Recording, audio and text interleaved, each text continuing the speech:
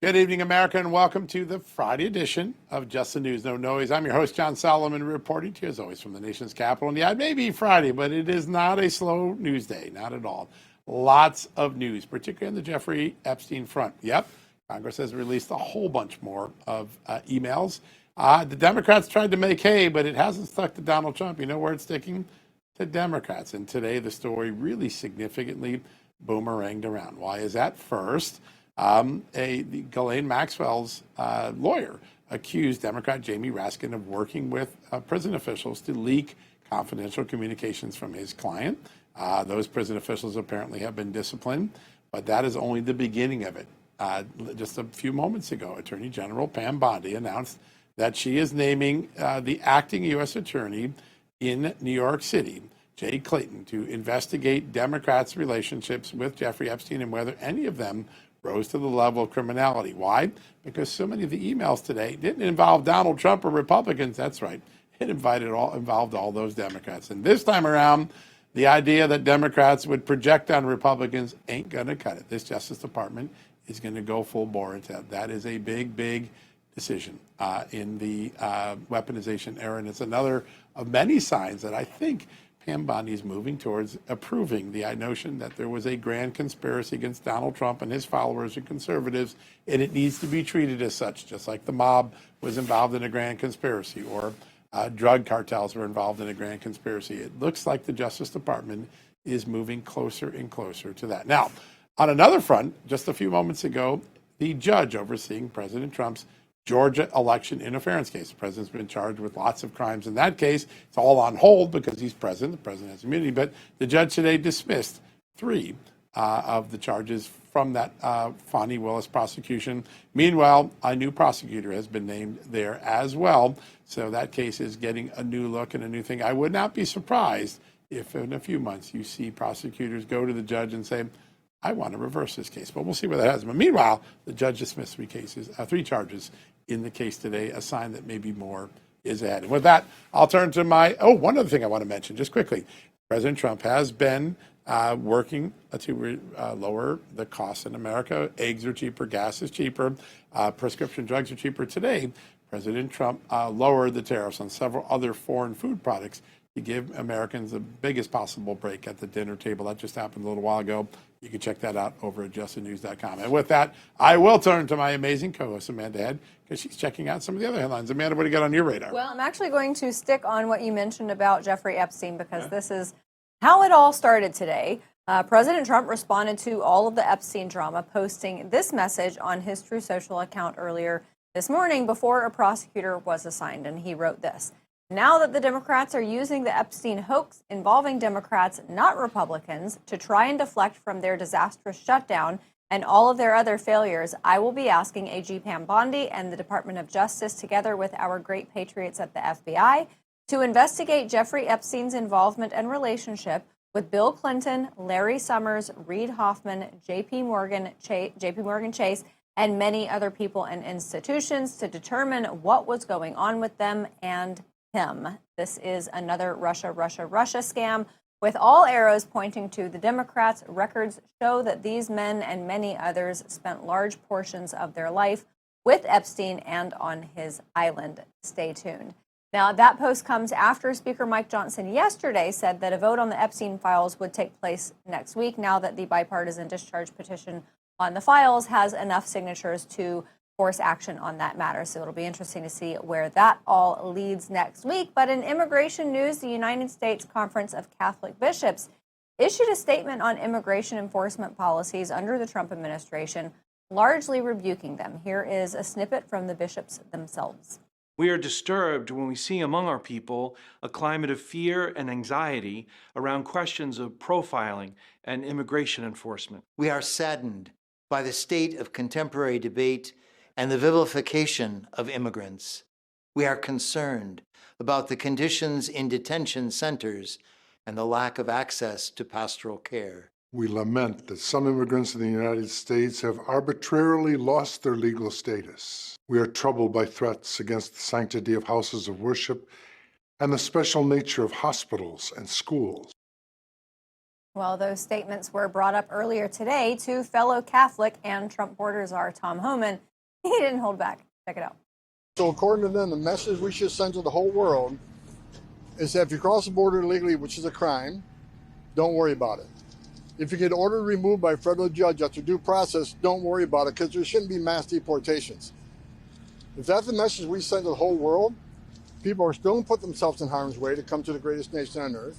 They're going to spend their life savings to give it to a criminal cartel. And we saw during the Biden administration, when there was no immigration enforcement, over 4,000 aliens died making that journey, historic record. 250,000 Americans died from fentanyl, historic record. Secure borders saves lives. And I wish the Catholic Church would understand that. John, I think too many of these Catholic charities that unfortunately house themselves at the border and help facilitate a lot of this entry into the United States. And I can't help but think of the relationship between those charities, those philanthropies, and the Catholic Church, and what those bishops said. It's a little awkward. So I am Catholic. I almost became a priest once, but I will tell you that this is not Catholic doctrine. The Catholic Church doesn't belong in dictating the laws of the land or trying to facilitate people from coming across the border. I think these are wayward bishops, and hopefully at some point they'll be reined in by common sense, if not their own flocks. But it is what it is, and I can tell you one thing: it's not going to deter Tom Homan or Donald Trump or ICE or anyone else. And also, it's not going to deter most Americans who realize that the people that are being removed from the street aren't innocent moms taking care of kids who came across the border. It's the thugs that are running the cartels and raping and maiming people, and that's the funny part about this. That we're not even talking about the same people in the debate. It's crazy. All right. Well, a guy who knows a thing or two about the border because he lives in one of the great border states, but also has a healthy dose of common sense every time he comes on the show. Our good friend, Texas Congressman Babin, joins us at the top of the show. Congressman, great to have you on the show. Great to be with you and Amanda, John. Always good. All right. I think the last few weeks have been an eye-opener for a lot of Americans. They got to see how much government they don't need because they didn't miss it. They got to see Democrats withhold some of the important things like food subsidies from the American people because they had a political motive, not the motive of the American people. Is the shutdown boomerang on Democrats, and how does your party make sure they pay for what they did?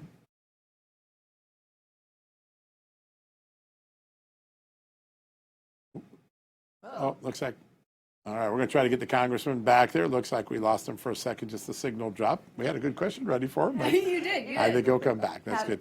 While we're waiting for the congressman to come back, I think you're seeing now this coalition of people that were behind the open borders, the Catholic Church and all the charities, the Democrats, the social networks, the insurance companies that would potentially get subsidies for taking care of at least legal immigrants who got legal status.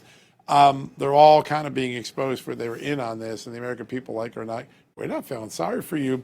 It'll be very interesting to see how that plays out in the next couple of weeks. You know, it's interesting. There's so many Americans, I would say the majority of Americans didn't feel anything from this shutdown. And as you rightly pointed out, it shows how unnecessary so much of government is.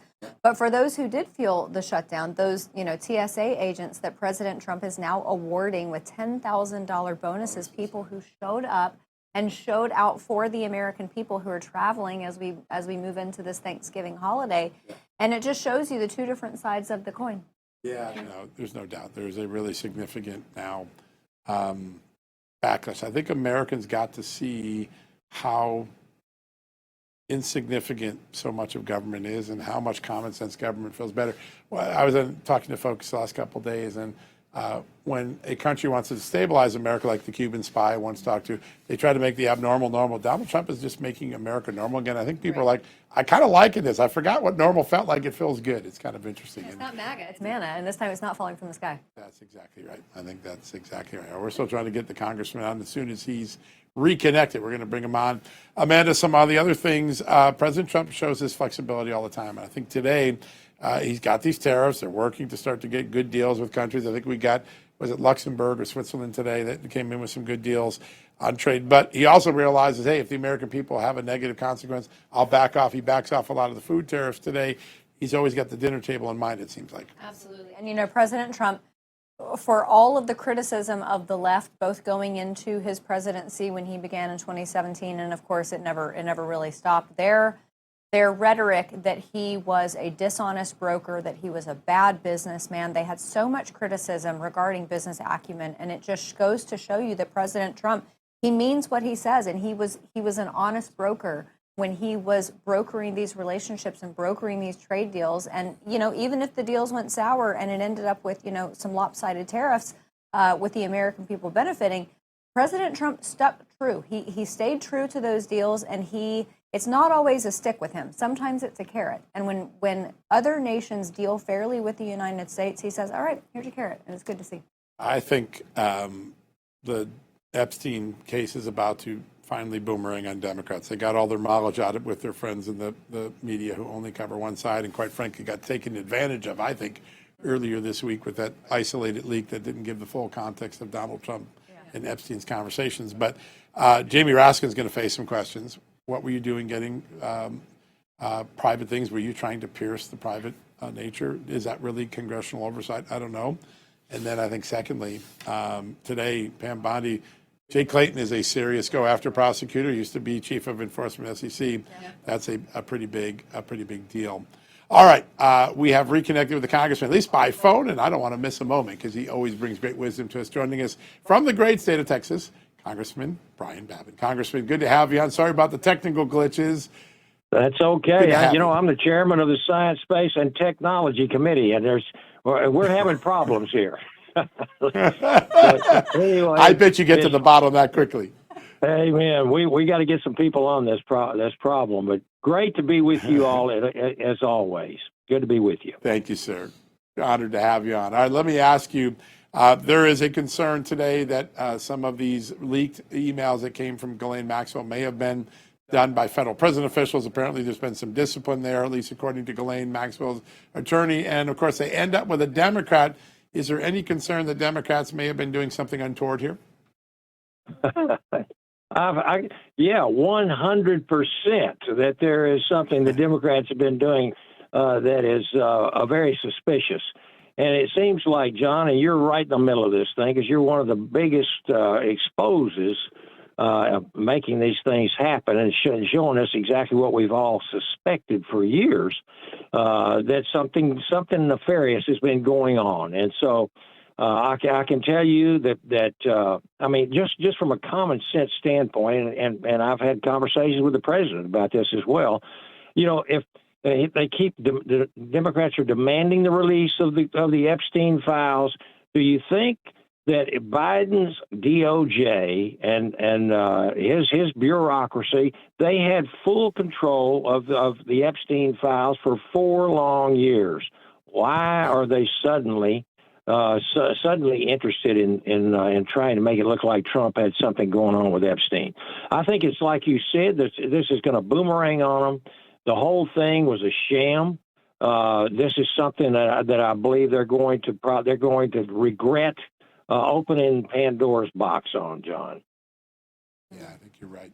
Well, sir, as John pointed out, this feels like a distraction from the results of the shutdown, from Democrat infighting, from all of these issues that are happening on the left side of the aisle. But my question is, let's go a few miles down this hypothetical road, and I cannot think of any other situation better analogized with the dog catching up with the car than Democrats finally getting these records released. So if these records come out and they do show that there was a whole lot of Democrat politicians out there, maybe even leftist activists, folks who had a lot of involvement with Jeffrey Epstein, then what do they divert to move away from that? Because that looks really bad for them. It really does, Amanda. I mean, it's over and over and over again.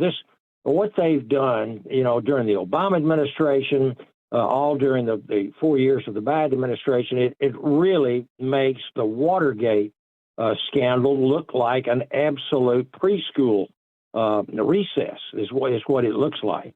And over again, we see that these people will absolutely stop at nothing to target Republicans, to go after President Trump because of their Trump derangement syndrome. I think these DOJ emails that you all have been reporting on, these same officials who protected Hillary Clinton's dossier, ran this thing on Arctic frost as well, this witch hunt. And, partisanship, it's deliberate. It's detrimental to justice.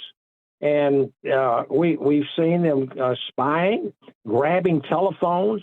My good friend Scott Perry had his phone seized. And over again, we see the over-the-top corruption and weaponization and misuse and abuse of their office and disobedience to their oath of office as well. So I can just tell you, I think the American people are not stupid. They see through this stuff.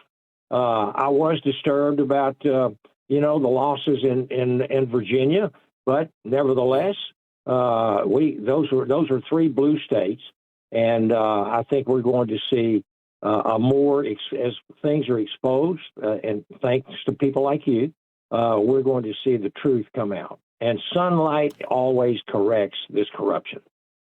Yeah, it is the ultimate antiseptic. There's no doubt, sir. Before we let you go, it does seem like we have some significant evidence now that Jack Smith was also spying on members of Congress, certainly going through their phone data, the metadata, to get their phone records to find out who they were talking to, where they were talking to them from. And it looks like he worked with a federal judge to kind of steer around some of the legal requirements. The Senate Sergeant at Arms is supposed to be notified. There was even a contract that said the phone companies should notify the Senate if any member is there. If a federal judge like Judge Boasberg was involved in trying to do this, is there impeachment? Is there a complaint to Chief Justice Roberts? Is there some discipline that should be meted out to that judge? There should absolutely be, John. There's already, I think, there's a bill out there, articles of impeachment. So anyway, yeah, I think that is totally justified. Judge Boasberg has showed himself to be really corrupt, a totally corrupt federal judge, and I think he should be removed from office. That's what impeachment should be all about. Yeah. Yeah, well, we're going to watch that play out in the House over the next few weeks, I suspect. It seems like a lot there. All right, sir. Always a great honor to have you on the show. Always get a healthy dose of common sense from good old Texas when you're on. Thank you for joining us. Texas common sense, you bet. Well, God bless and happy Thanksgiving, both of you all. Thank you so much, sir. What a great honor to have you on the show today.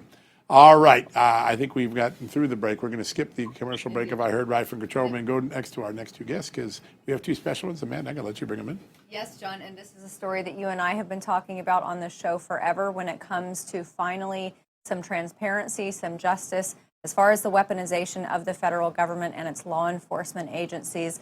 And we had these 2 gentlemen on the show numerous times in the past to talk to us about what they went through, what they saw at the IRS with respect to former President Joe Biden's son, Hunter Biden. And those whistleblowers are Gary Shapley and Joseph Ziegler. Gentlemen, thanks so much for being here. Yeah, thanks for having us. Gary, I'll start with you first. I would say this is a happy ending because you've got the other side who's saying, yeah, you're right. You guys were allowed to do what you did, which we all knew. I'm sure it doesn't feel exactly like a happy ending, though, because you want to believe that agencies, even like the IRS, are still moving and maneuvering in an ethical way. Tell us your thoughts. Yeah, I mean, that's everything that we're doing right now is, working to bring back the trust for the IRS and the federal government, because there are a lot of federal government workers out here that really care, and they're there for service. And what we're doing now with a book that we just put out on Veterans Day is really supporting whistleblowers, current and future, and the whole point is that to give them an avenue to come forward and support whistleblowers come forward and really improve the federal government and make sure that the weaponization that occurred previously in the Hunter Biden case and elsewhere isn't repeated. Yeah. It's so important, and you guys, I think, couldn't have gone through a more torturous process to get to justice, but you got it. Yesterday, I think, was the final phase. Amanda alluded to it, that Hunter Biden's lawyer, who once accused you guys of doing something wrong by exercising the law and reporting your whistleblower concerns to Congress, he had to admit that what you did was right. I want to start with both of you guys and get your reaction. Joe, I'll start with you.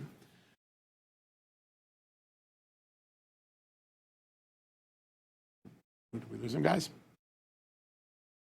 We may have lost him there, huh? Oh, okay, there he is.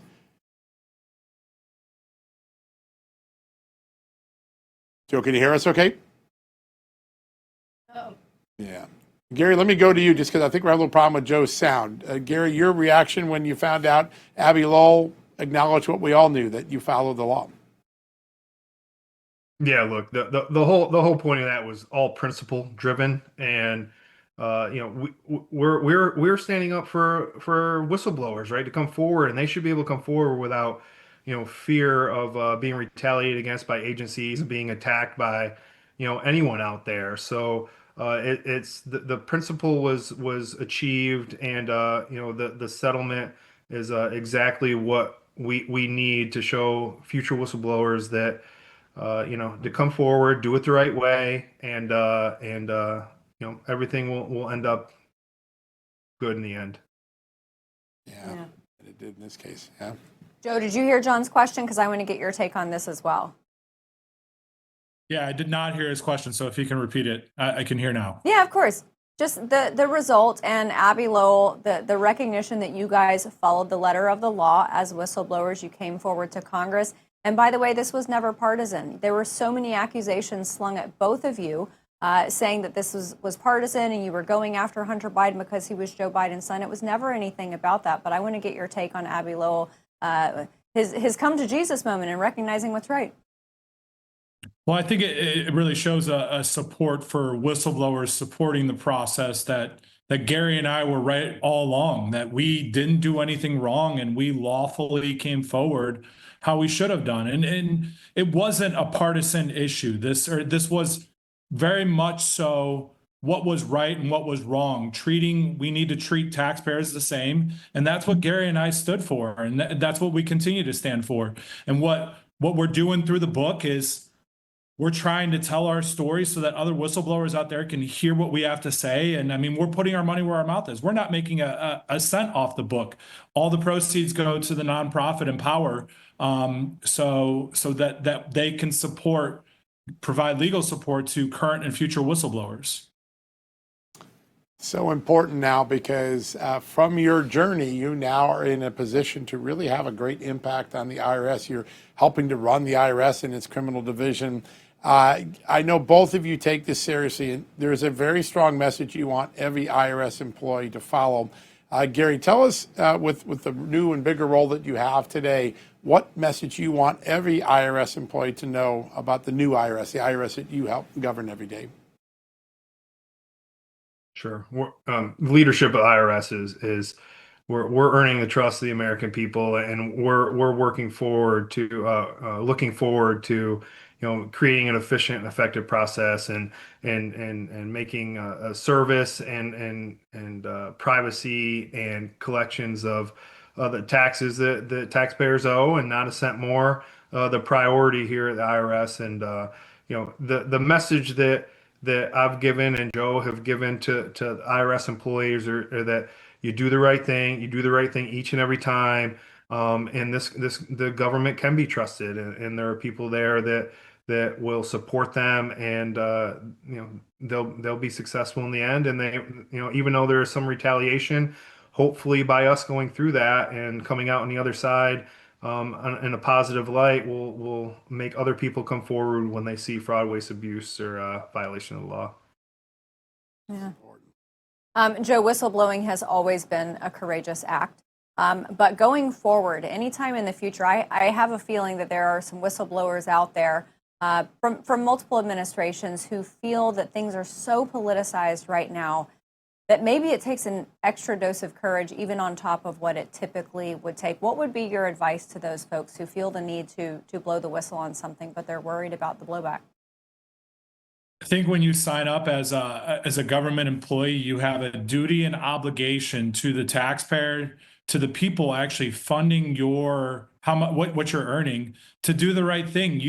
When we sign up as public servants, we don't just put on one portion of a public servant hat. We take that honor with us, and I think that they need to look deep within themselves to identify what is it that you have, and like what are the reasons why you went into federal service. And I really think that if there are any whistleblowers out there, if they need support, Gary and I are always available. People come to us all the time with their issues, and we help to try to provide them support.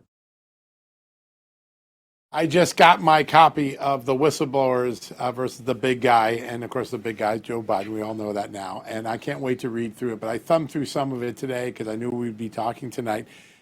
There's a common theme that really comes through it. And that is that you have the doing the right thing mentality in both of your minds. And I saw this firsthand, just chronicling this as a reporter early on.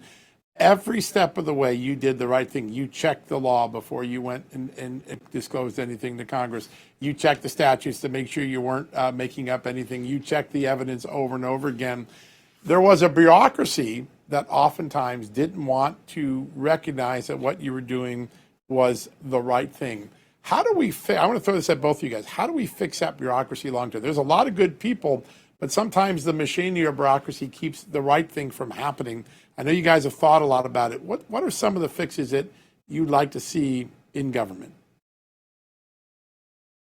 Well, John, I'm honored that you asked me the question that would probably be the best answer of the 21st century here for the federal government, right? But there are lots of steps we can take, right? We empower our people, we support our people, we protect our people, to come forward and make decisions. We're promote based on performance and merit, not some other reason why, and then we hold them accountable when they do the right things and when they do the wrong things, right? And the change in culture that's required to bring back the trust and to bring back the efficiency in the federal government. I think it's a whole bunch of small steps that all together will be incredibly important. But it starts with the people, and it starts with supporting the people and picking the best each and every time. I love that answer. I want to ask a question to both of you, Joe. I'll start with you. Especially following this shutdown, there are a lot of Americans out there who feel like government is not only unnecessary, but it is also corrupt. In the interest of whistleblowing, from your experience, what you have seen and witnessed and even experienced in the federal government at IRS, but also other agencies as well, does it seem like there are good men and women such that whistleblowing will continue, or is it so infected like, unfortunately, a lot of Americans think it is? Yeah, I mean, I've been really encouraged with the amount of people that we've been talking to after blowing the whistle. I mean, we've had countless of government employees, countless of special agents, countless of people in leadership who, when the time has come, they have completely supported us. And I can tell you, even after working the Hunter Biden investigation, I actually worked with quite a few other prosecutors who were actually complimentary of me. They said that they encountered the same issues that I did. I just encountered them on steroids. And I think to hear that from them, I think that we can set up guardrails. We can set up different things that can protect our democracy and can protect our government from something like this happening again. I mean, that's the only way that we've got to move forward. We've got to, the bureaucracy, the rot, the deep state. I know people keep talking about that. The deep state is real, and it's going to take some time. But what I can tell you is this current administration is doing some good things, that they're focusing on performance reviews. They're focusing on the things that should have been fixed a long time ago. And I can tell you, within the last year, I'm so very encouraged by the path that we're moving forward in the federal government. Gary, I assume you agree?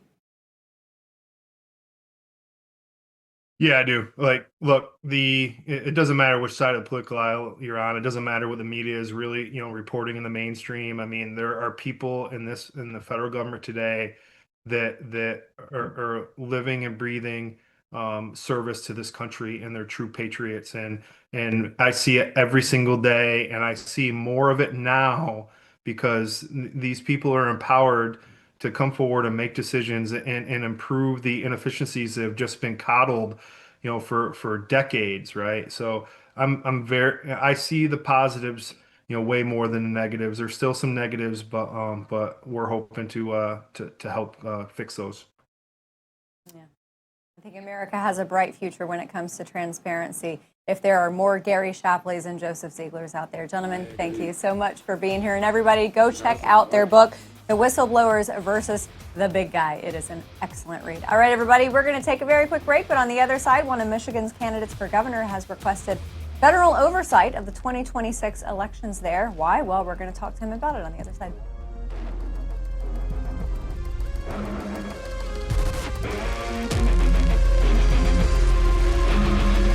Hey, America, as an investigative journalist, I've built my career on facts, and I always do my homework before recommending anything to my audience.